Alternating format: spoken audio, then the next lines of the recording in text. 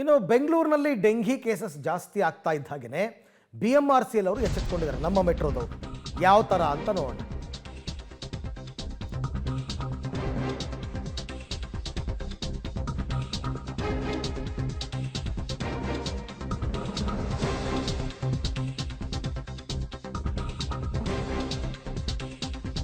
Case ಹೆಚ್ಚಾಗ್ತಾ ಇದ್ದ ಹಾಗೆಯೇ BMRCL ಅವರು ಅಲರ್ಟ್ ಆಗಿದ್ದಾರೆ.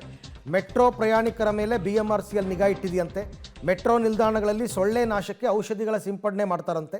ನಿತ್ಯ ಫಾಗಿಂಗ್ ಮಾಡುವಂತೆ BMRCL ಸಿಬ್ಬಂದಿ ಸೂಚನೆ ಕೊಟ್ಟಿದ್ದಾರೆ.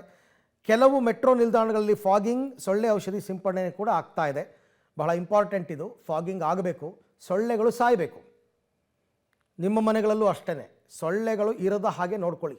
ಇವಾಗ ಈ ಡೆಂಗು ನಾನು ಇವಾಗ ನಾವು ನೋಡ್ತಿರೋ ಹಂಗೆ ಹೌದು, it is nearly everybody is aware of that dengue is being spread ಅಂತ. ಬಟ್ ನಮ್ಮಲ್ಲಿ ನಾವು ನಮ್ಮ ಸ್ಟೇಷನ್ ಸುತ್ತಮುತ್ತ ಏನಿದೆ, ಯಾಕಂದರೆ ಪರಿಸರ ನಮ್ಮದು, ಬಟ್ ಎಲ್ಲರದ್ದು ನಮ್ಮ ಮೆಟ್ರೋ ಸ್ಟೇಷನಿಗೆ ಎಲ್ಲರೂ ಗೊತ್ತಿದೆ. ನಮ್ಮ ಕಡೆ ಎಲ್ಲೂ ನೀರು ನಿಂತ್ಕೊಳ್ಳಲ್ಲ, ಎಲ್ಲೂ it is already speak and span.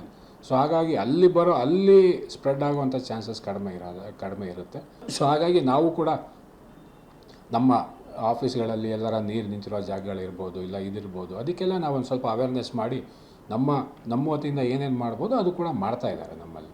ಅದನ್ನು ಆಲ್ರೆಡಿ ನಾವು ಸೊ ಇದು BMRCL ಅಂತಲೇ ಅಲ್ಲ, ಮೆಜೆಸ್ಟಿಕ್ಕಲ್ಲಿ ಅಥವಾ ಬೇರೆ ಬೇರೆ ಬಸ್ ನಿಲ್ದಾಣ, ಶಾಂತಿನಗರ, ಶಿವಾಜಿನಗರ, ಈ ಬಸ್ ಸ್ಟ್ಯಾಂಡ್ಗಳಲ್ಲಿ ಅಲ್ಲೂ ಕೂಡ ಮಾಡಬೇಕಿದು. ತುಂಬ ಇಂಪಾರ್ಟೆಂಟ್.